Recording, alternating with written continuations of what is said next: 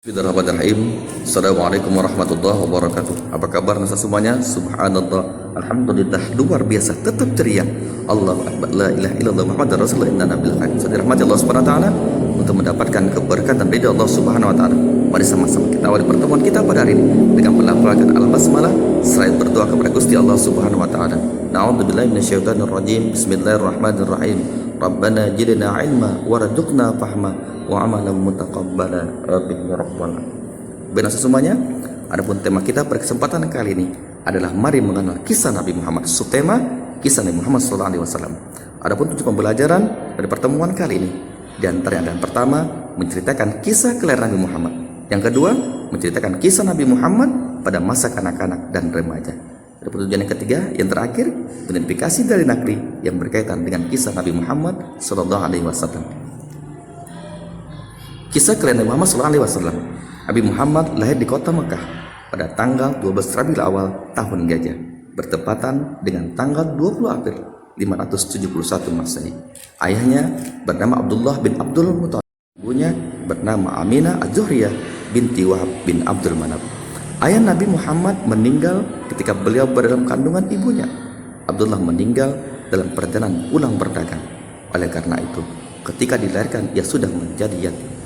Ketika Nabi Muhammad lahir, kakeknya menggendong beliau mengelilingi Ka'bah sambil berdoa agar cucunya menjadi anak yang saleh.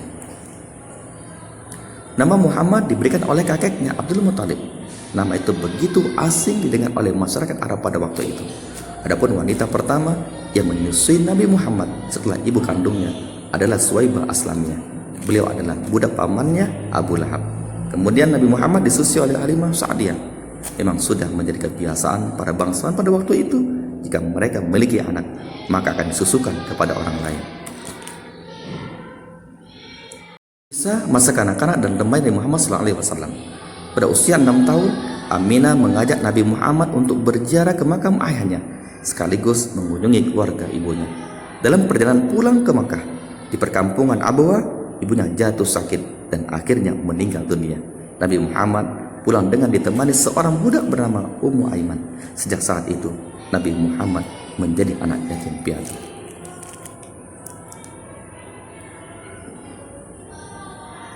Setelah ibunya meninggal, Nabi diasuh oleh kakeknya Abdul Muthalib dengan penuh kasih sayang.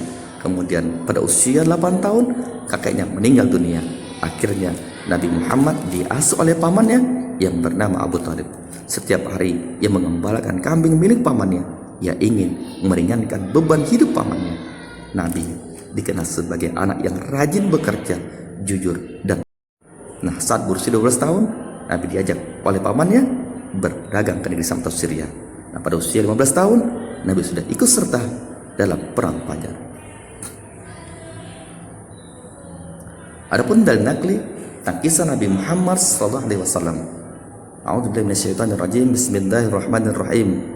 Laqad ja'akum rasulun min anfusikum azizun 'alaihi ma 'anittum harisun raufur rahim.